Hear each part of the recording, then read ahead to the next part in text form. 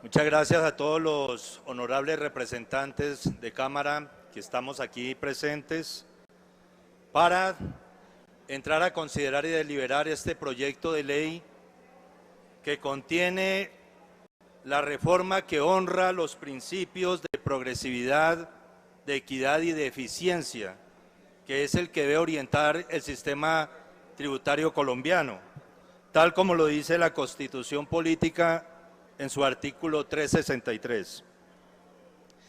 La verdad es que en los últimos años en Colombia, todas las reformas tributarias que se han presentado, alrededor de 21, ninguna ha contribuido a construir equidad.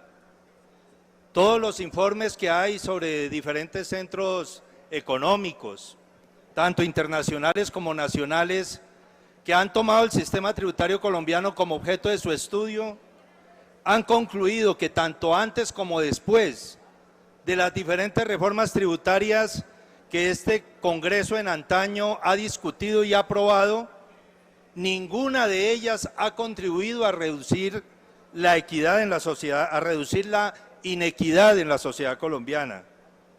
Tal vez por eso, sin duda, Colombia es uno de los países más desiguales del mundo.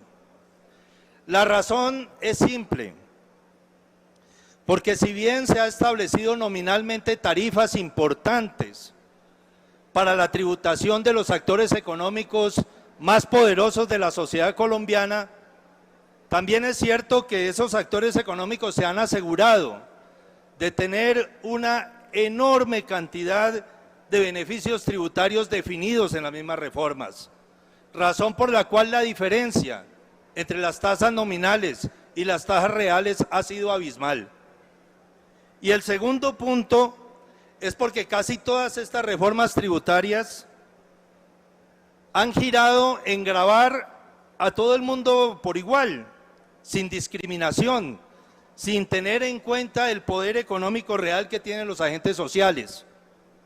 Por eso esta reforma no se basa en el IVA, ni se basa en impuestos indirectos, que fue en gran parte en donde giró el resto de las reformas, y menos en el IVA sobre bienes de forzoso consumo, como los alimentos, que fue lo que ocurrió y que sin duda detonó gran parte de la enorme movilización social de los años precedentes. El crecimiento económico es fundamental para reducir la pobreza, en eso estamos totalmente de acuerdo. Es un presupuesto necesario para reducir la pobreza, pero no es un presupuesto suficiente. El hecho de que haya crecimiento económico no significa necesariamente que se genere bienestar social. Por eso siempre ha sido importante que el crecimiento económico debe ir de la mano de políticas que ayuden a que ese crecimiento económico sea funcional para todos los colombianos y no como lo que ha venido ocurriendo aquí, porque el crecimiento económico en el país a lo largo de diferentes años ha existido picos de crecimiento económico, sin embargo, eso no ha significado la reducción de los enormes indicadores inaceptables de desigualdad que existe en la sociedad colombiana. Todo el articulado de la presente reforma, todo, tal vez con excepción de los impuestos saludables que obedecen a una lógica distinta, buscan un criterio de corresponsabilidad, según el cual los actores económicos más fuertes en la sociedad colombiana están llamados a tener un compromiso mayor en la corresponsabilidad tributaria del Estado. Nuestro sistema tributario debe tener también un componente fundamental de justicia tributaria. Este proyecto de reforma tributaria, amigos y amigas congresistas, no solo gira sobre el tema del recaudo. Esta propuesta de reforma tributaria gravita fundamentalmente sobre un principio básico, y es el principio de que contenga elementos de justicia tributaria, por eso es progresivo.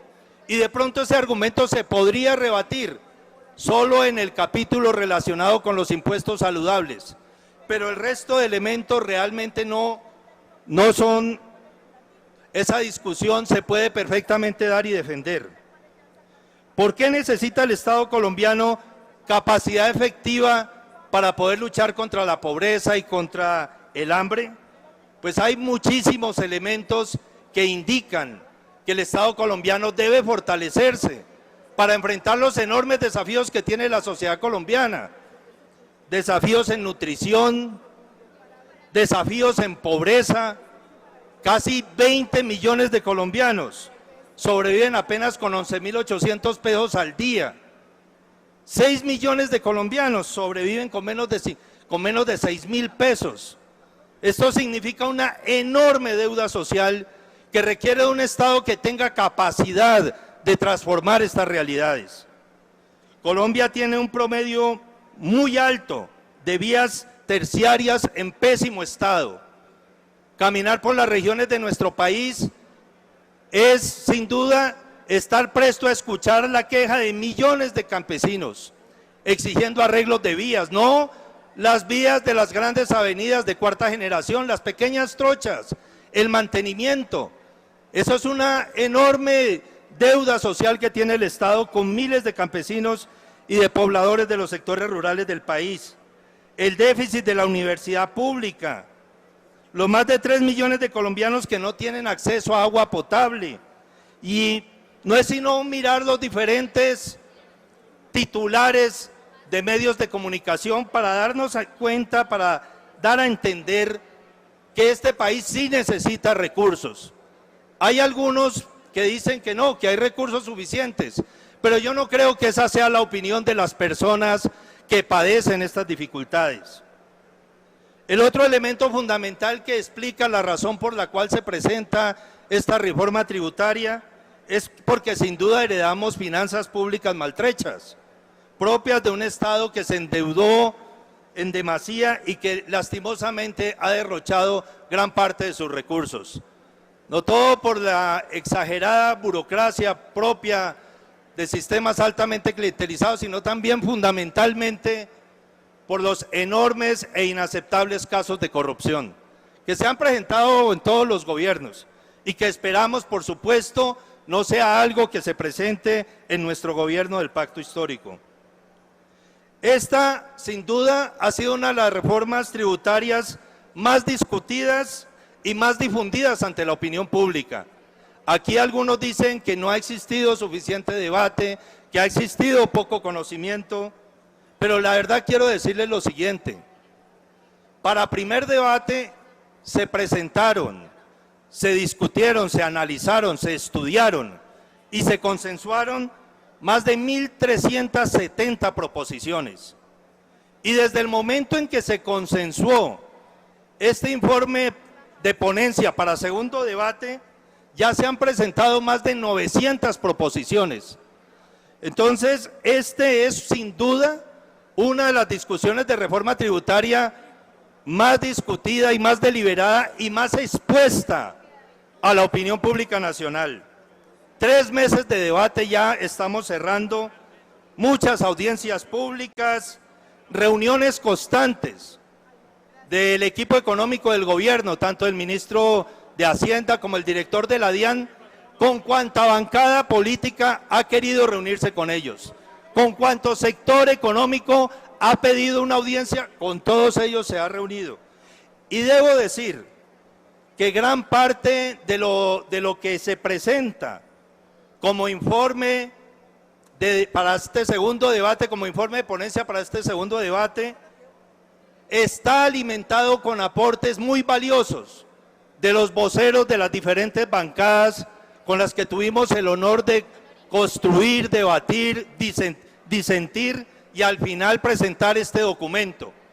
Quiero presentar un agradecimiento al vocero de la bancada de la U, del Partido Liberal, del Partido Conservador, de Comunes, también de la bancada de La Paz y por supuesto nuestros colegas del Pacto, que participamos activamente en la construcción del consenso que refleja este informe para segundo debate. Muchas de las proposiciones que están contenidas en el informe de segundo debate son aportes presentados por estas vocerías, por las diferentes vocerías de los diferentes partidos. Sobre las disposiciones penales quiero decirle, y sobre otras disposiciones que fueron especialmente complejas, la discusión sobre patrimonio, sobre las discusiones sobre los temas penales, se crearon comisiones específicas, se tuvo en consideración los conceptos de las comisiones especiales de justicia y fue fruto de todo eso que finalmente se decantó las conclusiones en un articulado que es el que se aprueba y que se va a someter a consideración de esta plenaria. En general, amigos y amigas congresistas, desde el articulado que se aprobó en primer debate de esta reforma tributaria al articulado que se va a someter a consideración de la plenaria en este segundo debate, tenemos que 52 de los artículos iniciales no recibieron cambios. Es decir, que en gran parte estamos hablando sobre el documento de reforma tributaria que ya todos conocen desde hace bastante tiempo. 52 artículos no se modifican, solo se modifican 18 artículos sobre precisiones que fueron advertidas por los diferentes miembros de las bancadas. Se eliminan 3 artículos y se proponen 17 artículos nuevos. En general, la estructura de la reforma tributaria se sostiene igual. Primero que todo, apunta a la reducción de beneficios tributarios de personas naturales de altos ingresos. Se sostiene ese elemento como un pilar fundamental de la reforma. Segundo, un segundo pilar central es la limitación de beneficios tributarios empresariales. No hay realmente modificación en las tasas, lo que existe es una revisión y una eliminación de muchos de los beneficios tributarios que se venían estableciendo en el estatuto tributario precedente. El tercer elemento es que se mejora de manera sustantiva la contribución del sector de recursos naturales al Estado colombiano. El cuarto pilar tiene que ver con un mejoramiento muy importante del régimen simple de tributación, fundamentalmente dirigido a incorporar gran parte de las realidades de las economías informales del país. El quinto punto, que es el punto de quizá uno de los más complejos, es el que tiene que ver con la necesidad de mitigar externalidades relacionadas con temas ambientales y temas de salud, los impuestos saludables fundamentalmente. Y el sexto punto son medidas para combatir la evasión y la elusión tributaria. Los principales cambios de la reforma tributaria que se experimentan en este segundo debate con respecto a la ponencia que fue conocida, debatida y aprobada en primer debate son básicamente los siguientes, los voy a sintetizar de manera breve. Primero, el tema de pensiones que estaba en el primer debate y que se aprobó en primer debate se elimina en este segundo debate. Básicamente se logra salvar el tema de las megapensiones, porque realmente las pensiones normales de la mayoría de los colombianos nunca estuvieron grabadas. El segundo punto es que se hace una modificación sobre la sobretasa del sector financiero. En esto insistieron mucho la bancada conservadora. De los 5 puntos de sobretasa del sector financiero, 3 se dejan con destinación específica para la red vial terciaria, que fue una proposición que se planteó ahí y que todos nosotros apoyamos. Otro de los cambios importantes es sobre la sobretasa de renta a la actividad minera.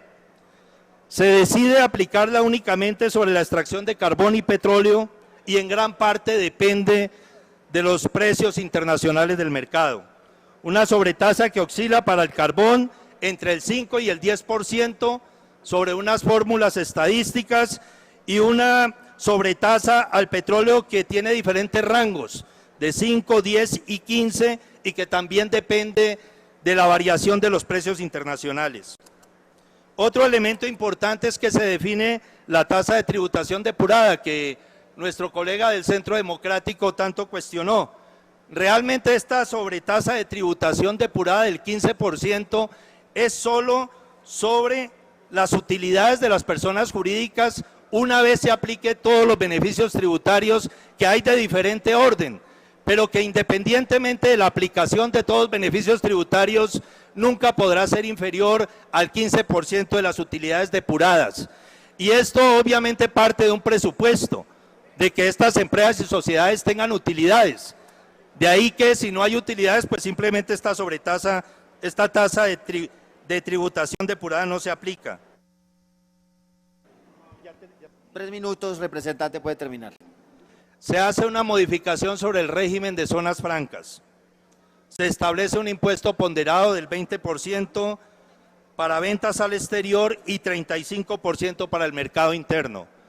Fundamentalmente porque las empresas que estaban en zonas francas y que tenían como destino el mercado interno, pues las zonas francas generaban un alto factor de competencia desleal con los empresarios que no estaban dentro de estos espacios. Otro de los principales cambios tiene que ver con las entidades no contribuyentes, se incluyen los bomberos, se hace una referencia al tema de las iglesias, pero se precisa un elemento que es fundamental, y es de que los impuestos sobre los excedentes de las actividades económicas de estas entidades no contribuyentes, en la medida en que se reinviertan a su objeto social, no tendrán ningún gravamen, pero las actividades comerciales que no se reinviertan tendrán una tasa específica del 20%. Se habla del tema de las regalías. Sobre el tema de regalías, para este segundo debate se hace una precisión, y básicamente es que la no deducibilidad de regalías, para cuando se trata de regalías que han sido pagadas en especie, pues simplemente estas regalías se limitan a los costos de producción de esas regalías. Sobre temas de patrimonio hubo una discusión muy importante que finalmente se concilió en comisiones y que tienen básicamente que ver con la definición de la base gravable patrimonial cuando ella recae sobre acciones o cuotas de interés que no coticen en bolsa de valores. Lo que se acuerda ahí es que estos valores de estas cuotas de interés o acciones se actualizarán con base en el índice de precios al consumidor, partiendo de los valores que tengan vigentes desde el año 2006, y que en todo caso, si el valor intrínseco de estas cuotas de interés o acciones que no cotizan en bolsa de valores, por su valor intrínseco llegan a ser inferiores a esa actualización del índice de precio al consumidor, se tomará en cuenta el menor valor. El régimen simple tiene una adecuación muy importante, se incluye el tema de las profesiones liberales, siempre y cuando no superen ingresos anuales de 500 millones, se agrega otra categoría para los reciclables, el tema de bebidas azucaradas y productos ultraprocesados prácticamente continúa igual, con la única excepción que tiene que ver que no se genera el impuesto cuando estos bienes son objeto de donación para bancos de alimentos. También se indica que no serán responsables de estos impuestos los pequeños productores, los productores que no tengan ingresos anuales superiores a 10.000 VTs, es decir, como 425 millones de pesos. Se hacen unos ajustes de progresividad al impuesto del timbre, se establece unas precisiones a la destinación específica del aporte voluntario en la declaración de renta, se fortalece y reglamenta el descuento de inversiones que estén dirigidas a la investigación, al conocimiento y a la innovación. Termine, representante, por favor. Se incorporan disposiciones de carácter penal sobre omisión de activos o inclusión de pasivos inexistentes. Es importante indicar que estas normas fueron finalmente analizadas, revisadas y precisadas por el Consejo Superior de Política Criminal. Tiene que ver con la omisión de activos e inclusión de pasivos inexistentes, tiene que ver con la defraudación tributaria y fundamentalmente esos son como a grandes rasgos las modificaciones centrales. Otras tienen que ver con los proyectos culturales y con la creación del Fondo para la Sustentabilidad y Resiliencia Climática. En fin, en síntesis, esta reforma es necesaria para fortalecer un sistema tributario justo y eficiente en Colombia, fundamental para que se construya una percepción de solidez fiscal del Estado colombiano.